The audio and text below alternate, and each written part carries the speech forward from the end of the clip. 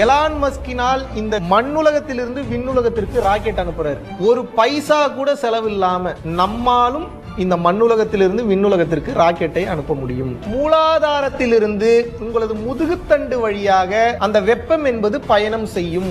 என்னோட அனுபவம் சொல்லக்கூடாது, இருந்தாலும் ஒரே ஒரு அனுபவத்தை மட்டும் பகிர்கிறேன். இப்போ ஒரு இடி இடிச்சு மின்னல் வெட்டுதுன்னா அந்த மின்னலை எப்படி உங்களால் பார்க்க முடிகிறதோ அந்த மின்னலை விட சக்தி வாய்ந்த ஒரு ஆற்றல் வேகமாக மேல் ஏறுகிறது. மேலே ஏறி தலையில வந்து வெடிக்குது.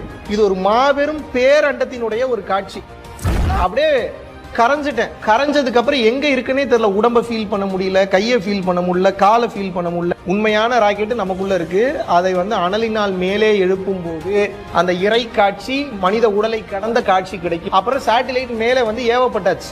இப்ப மேல போனதுக்கு அப்புறம் அந்த சேட்டிலைட்ல இருந்து உங்களுக்கு தகவல் வந்துகிட்டே இருக்குங்க. இவ்வளவுதாங்க மேட்டர்.